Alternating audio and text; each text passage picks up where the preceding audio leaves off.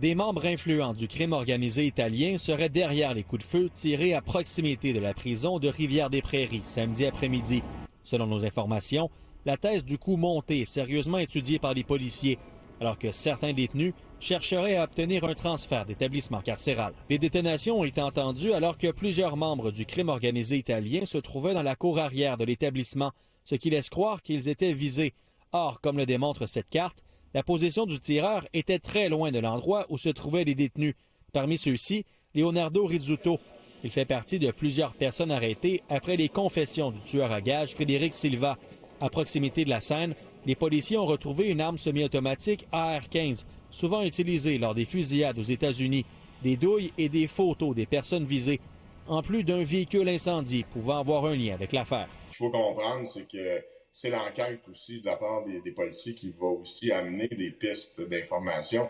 Ce qu'on va se rendre compte aussi, c'est que le véhicule qui a été trouvé, évidemment, les policiers vont pousser leur enquête à savoir d'où venait ce véhicule-là, quand est-ce qu'il a été volé. Le ministre de la Sécurité publique parle d'un événement préoccupant. Yann Lafrenière assure avoir pleinement confiance envers la SQ et le SPVM, chargés de l'enquête, en ajoutant que le gouvernement va continuer à mettre de la pression sur le crime organisé. Personne n'a été blessé. Un événement qui, selon le syndicat des agents correctionnels, témoigne une fois de plus d'une montée de la violence.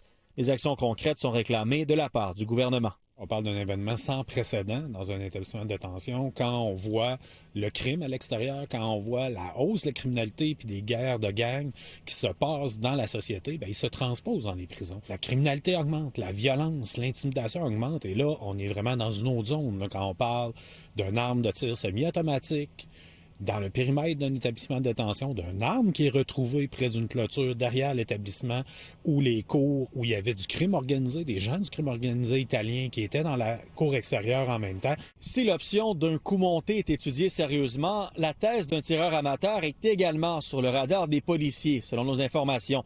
Le tireur est toujours au large, l'enquête se poursuit. Étienne Malouin, TVA Nouvelles, Montréal.